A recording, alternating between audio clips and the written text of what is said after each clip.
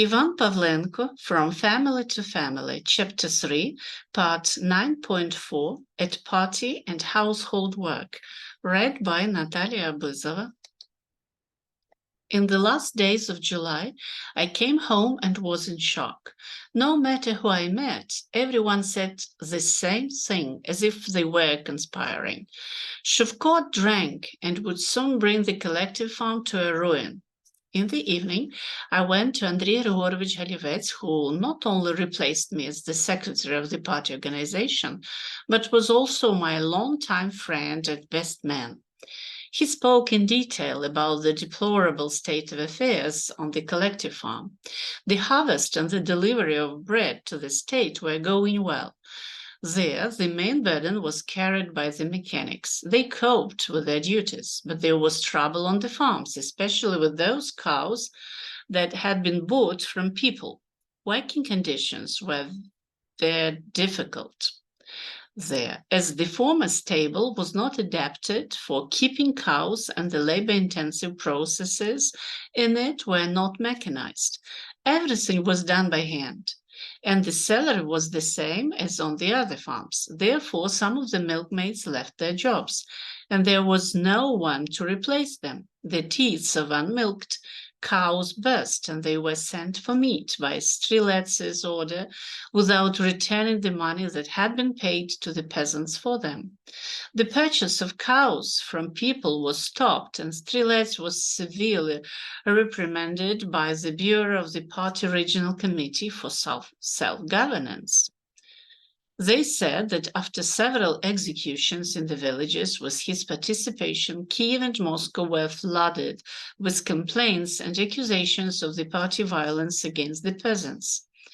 The peasants had been paid only a part of their value for the cows given to the collective farm, and the rest they would have to wait, since the promised loans from the bank had not arrived in the farm's account. The milk stall was also open while the purchase of cows was going on, and when it stopped, the stall was also closed. An order came from the district committee not to release milk to people until the plan to hand it over to the state was fully implemented. And Shevko drank and did not actually manage the collective farm. The board did not convene any meetings. He would come to the office, red as a boiled lobster, give out an order for 2 or 3 days, and disappear in his Moskvich. He did not say where he was going and why. Only people often saw him groggy, sometimes in one yard, then in another, and because of that, labor discipline declined. The conversation turned out to be unpleasant. However, we agreed with Andrei not to escalate this issue yet. First, I would talk to Shevko myself and try to help him. If he changed his mind, we would help him, and if not, we would listen to him at the party meeting and make a decision that he deserved. The conversation with Shevko was not only sharp and frank, but also benevolent on my part. He tried to explain his drinking by the fact that all his efforts did not yield the desired results. The district party committee demanded, give meat, give milk, and the committee puts sticks in the wheels. There was little money. We were forced to buy cows, and then there was nothing left to complete the construction of a room for them. Tens of hectares of winter crops had been threshed by cattle by Strelets's order, and then he recommended showing them in the reports as mowed for silage. So we showed, and the pits were empty. We agreed to work together to correct the situation. A few days later, the board of the collective farm was convened, at which a fodder and siling brigade was formed. We also raised the wages of some milkmaids, and they returned to work. If the affairs of the collective farm did not improve, then they returned to normal. One day, Strelets drove by. His mood was elevated, which rarely happened. Maybe after the bankruptcy, which with the cow projects, he wanted to show that nothing had happened. We went into the office, and I don't remember in connection with what. He started somewhat unusually in a pan-fraternal way to tell one episode from frontline life. Our army retreated. The four of us, the commanders, went to the food army base to get something to eat, and the guard did not let us in there. In a minute, we disarmed him, and we unlocked the door and took several crates of vodka, canned food, and cookies onto the car. We returned the carbine to the guard, handed over some life-saving paper, and left.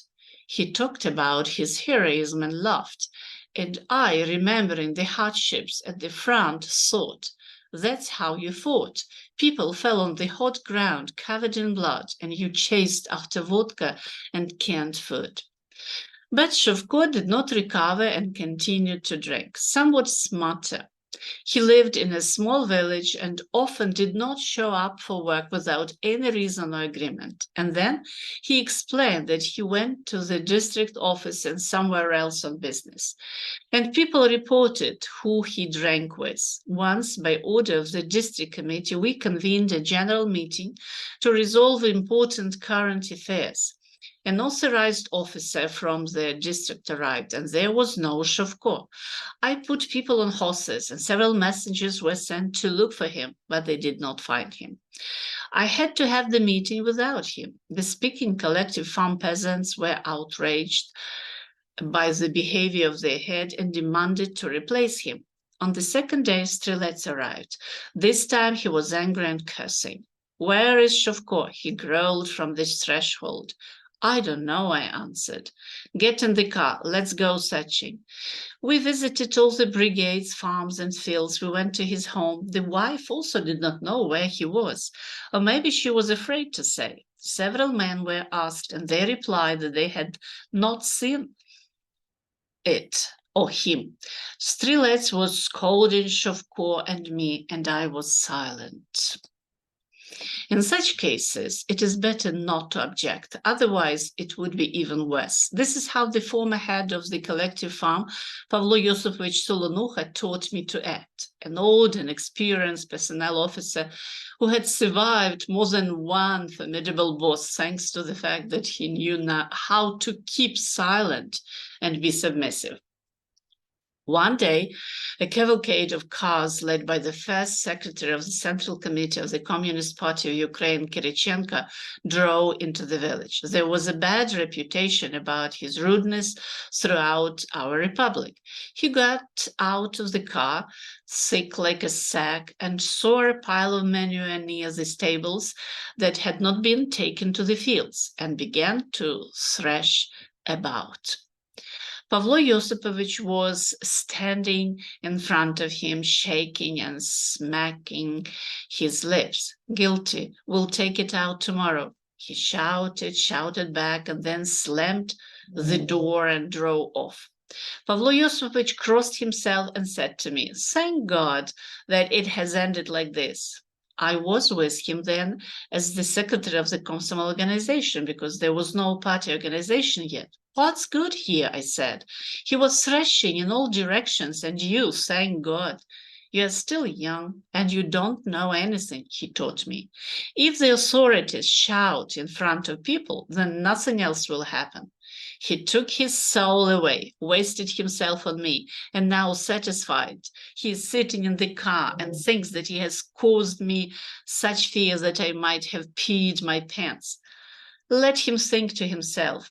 And I know that he will not do anything to me because he has a sin behind him. He was rude in public. But when the superiors look at you like a wolf and do not say anything, wait for trouble. You can be expelled from the party or imprisoned. I know them. Strelets left, and a day later sent a commission to check the state of affairs in the collective farm. That did not bode well. It was headed by Maximenko, an instructor of the district committee of the party. He brought with him the chief zoo technician from the Department of Agriculture, an inspector from the Central Security Service, and an auditor from the Regional Finance Department.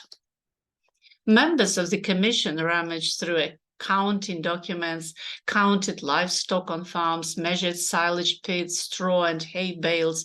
They compared how much grain had been sown and harvested. Everywhere they looked for abuses and shortcomings. Communists and members of the board were summoned to a conversation, questions about Shovko's work style and his immoral behavior. The commission did not find an obvious crime in economic affairs, but there were plenty of facts close to it.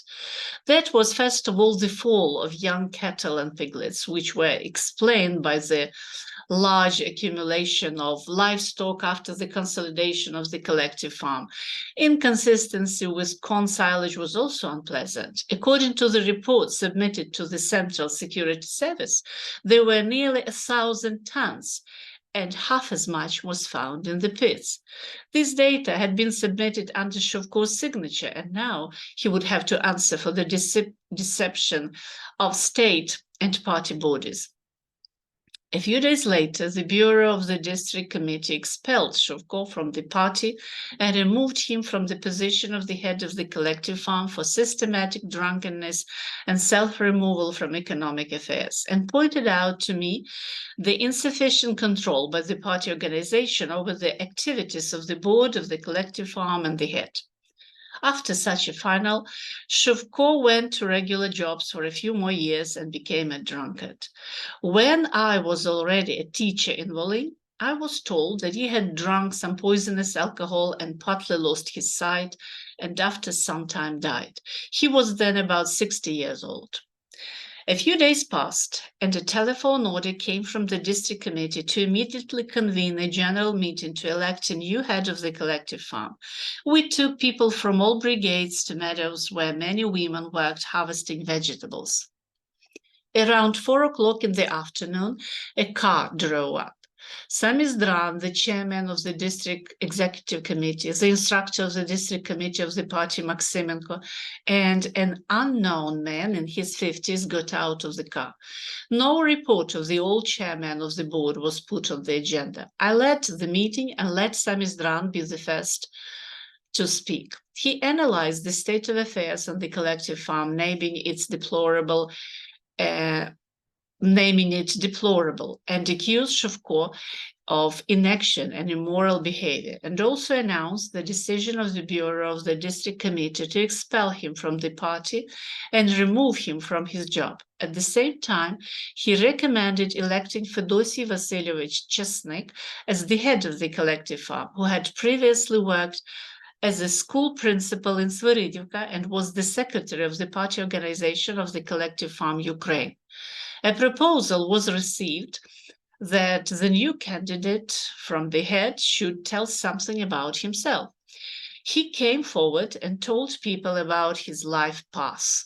He was born in a village. His parents were collective farm workers. There was a wife, children. Finally, he said, "I am a teacher by education, but I have known agriculture since childhood. I love the land and the people who work on it. I don't drink, and I won't let others look into the glass." Chesnik was chosen unanimously, and the people were not mistaken.